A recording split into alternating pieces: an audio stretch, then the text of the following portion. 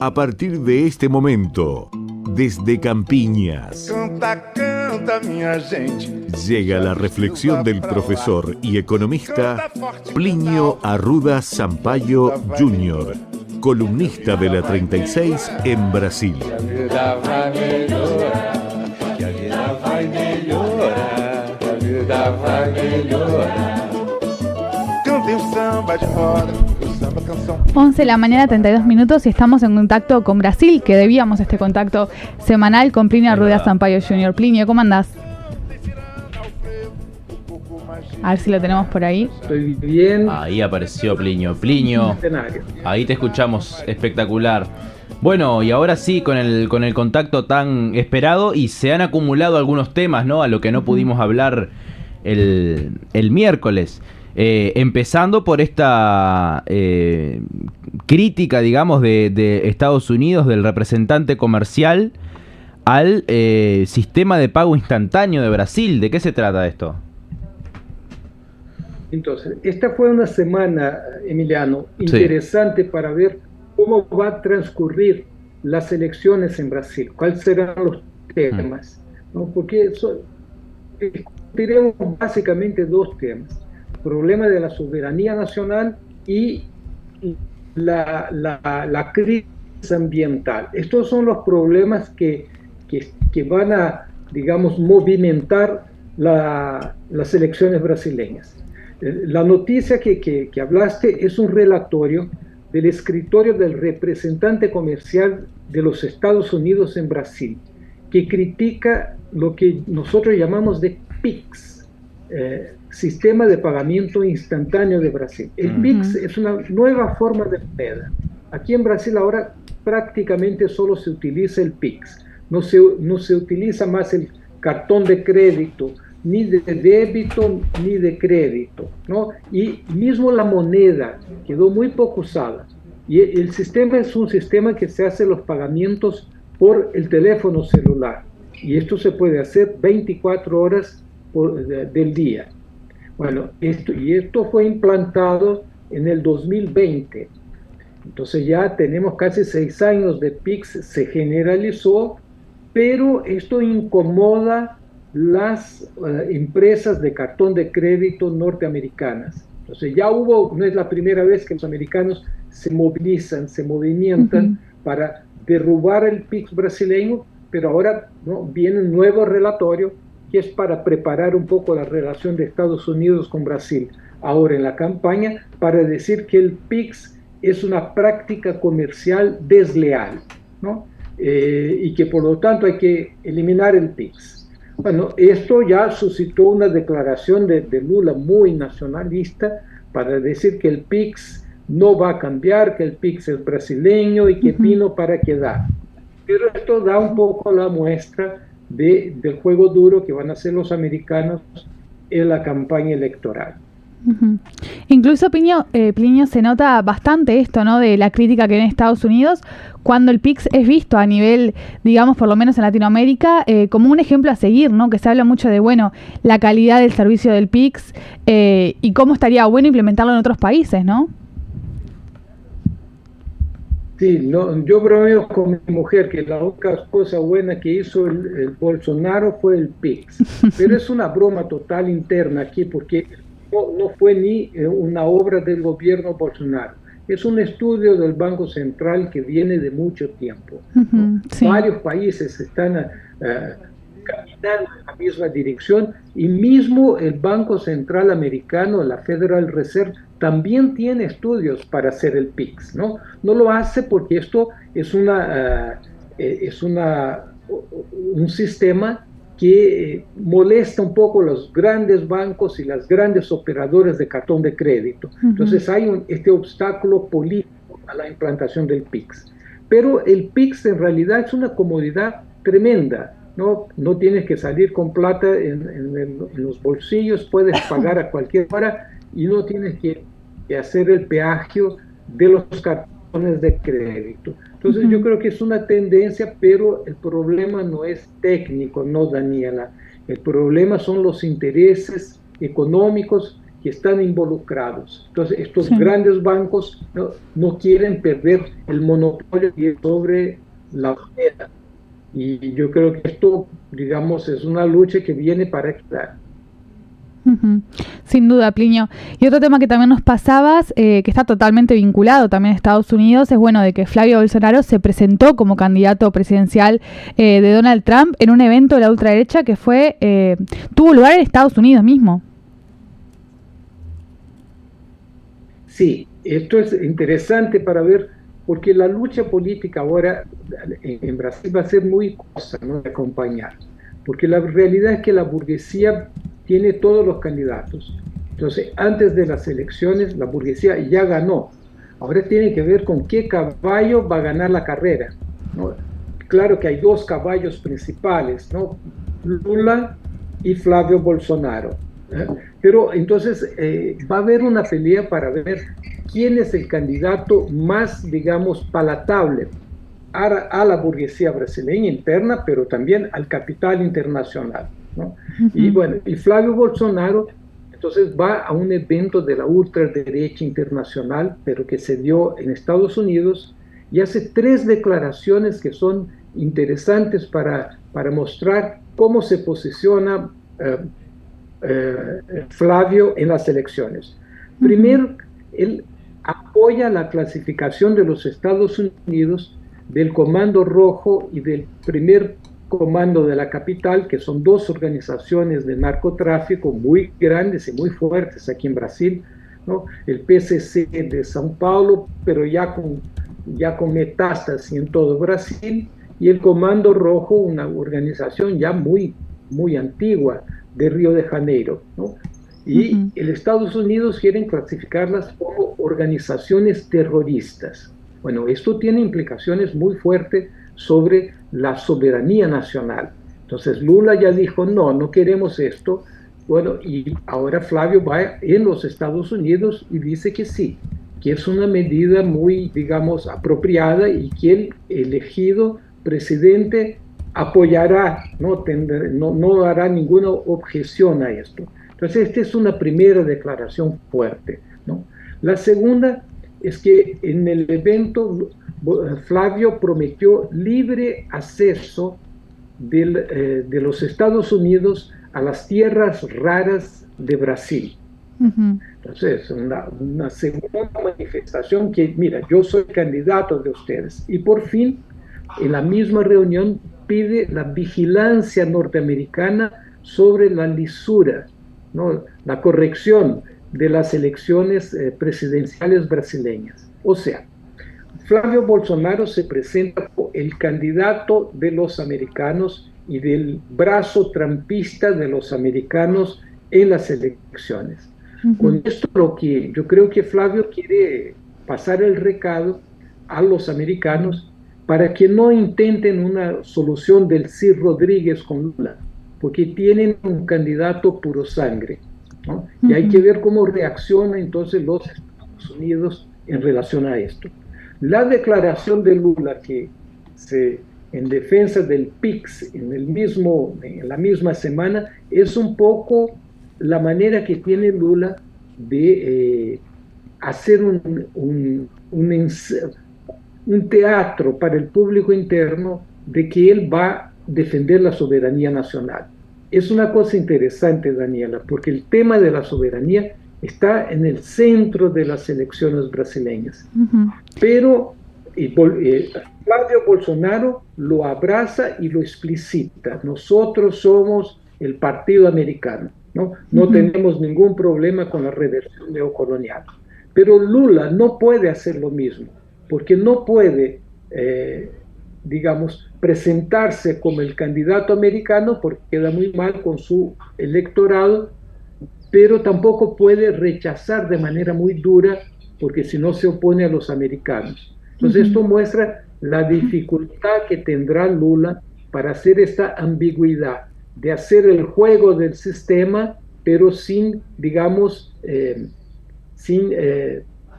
frustrar la expectativa de los brasileños de defensa de la soberanía nacional. Solo para terminar, este es un tema sensible en Brasil, porque aunque el antiimperialismo no sea una cosa explícita en el juego político brasileño, la realidad es que el sentimiento antiimperialista es muy profundo en el pueblo.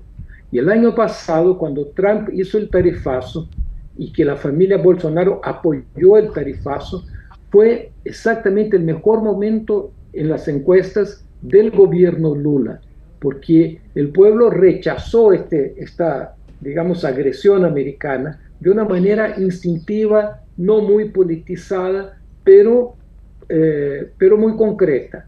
Entonces, es esto lo que va, digamos, es uno de los condicionantes importantes de las elecciones ahora del 2026. Uh-huh.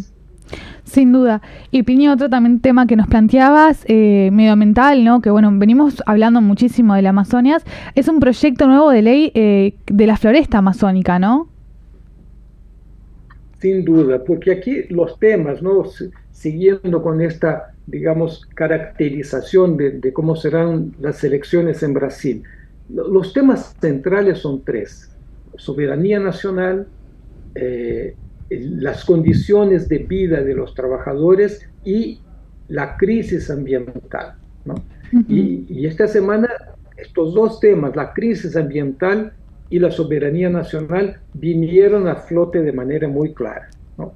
La Amazonía está en un punto que los cientistas dicen que es un punto muy cercano del no return, ¿no? Del punto que no hay vuelta atrás. O sea, la floresta amazónica está en un momento crítico donde, si su degradación no es interrumpida, la floresta empieza un proceso de muerte, ¿no? Uh-huh. Claro que es un proceso a largo plazo de muerte, pero la fragmentación de las florestas, los incendios, las inundaciones, la erosión, ¿no? el calentamiento global, todo esto está amenazando la sobrevivencia de la Amazonía. Bueno, en este contexto llega Lula.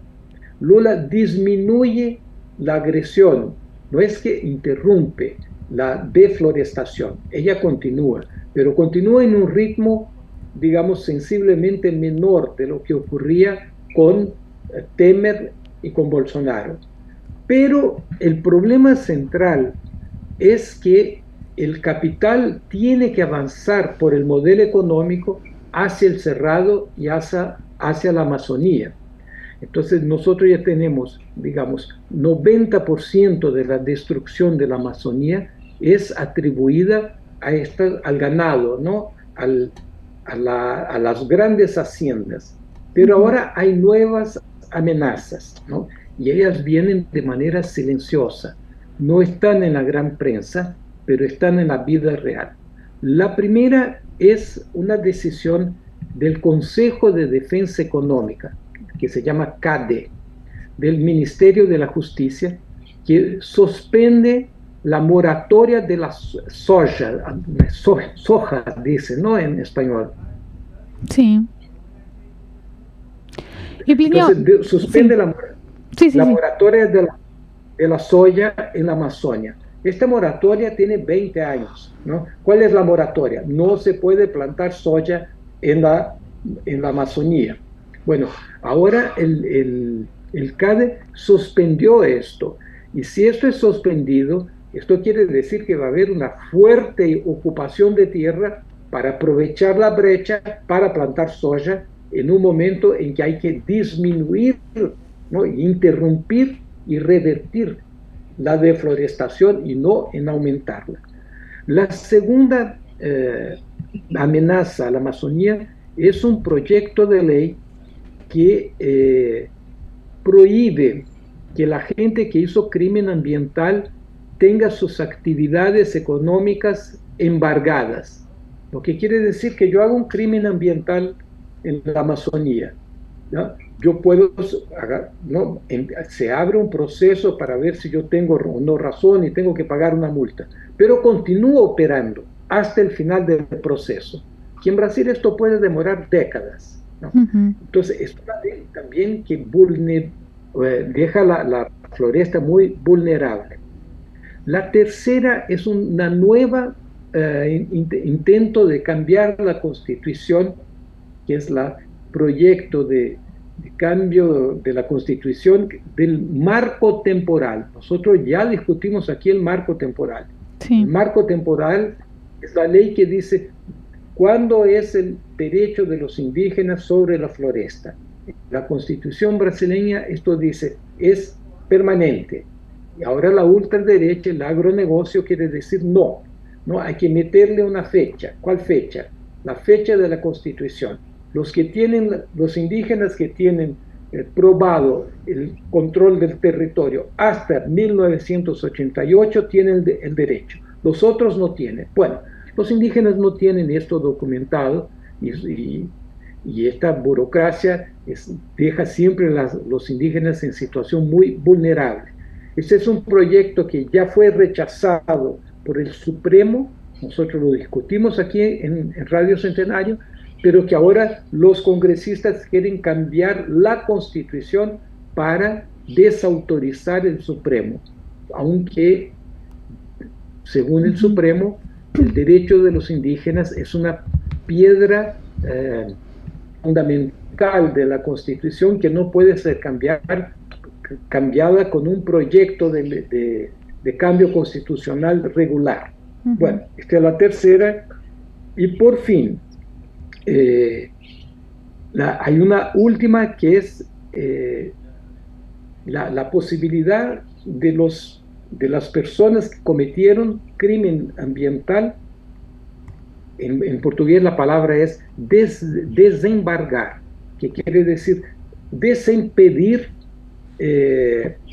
este crimen con base en la autodeclaración de que tomaron las providencias para resolver el problema en el cadastro ambiental rural de Brasil. O sea, es una especie de yo hice un crimen, pero bueno, yo voy a reparar este crimen y ¿quién dice que yo reparé o no? Una autodeclaración.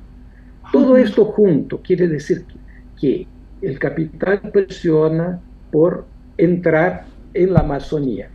Esto no es el fruto de capitalistas inescrupulosos, pero del modelo económico, ¿no? El capital empuja a la gente para la Amazonía. O se cambia el modelo económico, o estas presiones van a venir el tiempo entero y la lucha queda circunscrita a un problema casi que de resistencia, de ganar tiempo, de impedir que lleguen, pero no se ataca las causas del problema. Sin duda. Plinio, ¿qué también podemos comentar de los indígenas que luchan contra la minería de oro en el sur de Pará, que también es un movimiento muy importante indígena que ha transcurrido estos últimos meses, ¿no?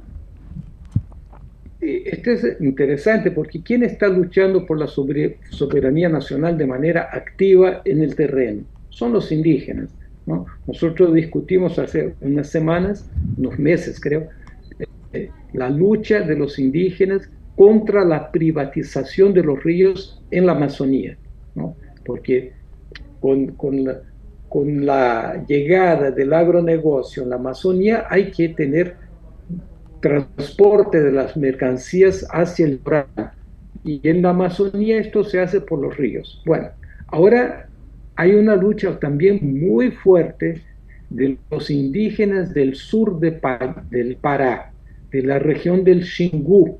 Son los indígenas con varias naciones, pero sobre todo los más conocidos son los Yurunas y las naciones que se llama Arara, ¿no?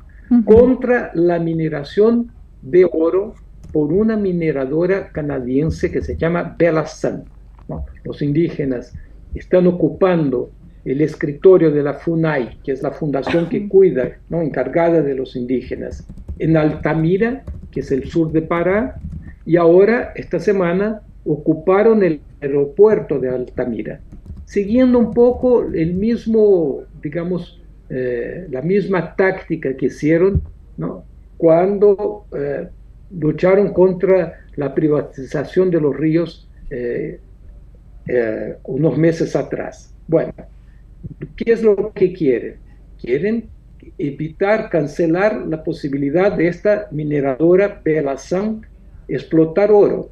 ¿Y por qué? Porque la explotación de oro no hace solo el daño ambiental local, ahí donde están extrayendo el oro, pero también contaminan todos los ríos con mercurio, cianeto, arsenio, plomo. Entonces es un desastre total.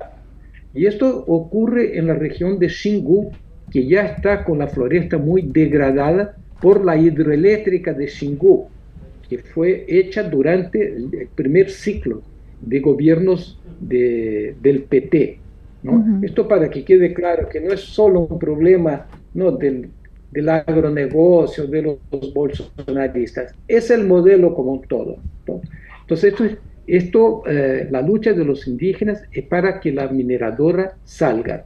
La mineradora entró por un dispositivo de la justicia, porque ya estaba prohibida de hacer ahí, pero entran en la justicia brasileña es muy vulnerable a las presiones económicas, y con esto esta mineradora logró una licencia, y con esta licencia ya entran y hacen una especie de hecho consumado y empiezan la mineración. Bueno, esta es una lucha que está en campo, por mientras los indígenas luchan de manera muy isolada, ¿no?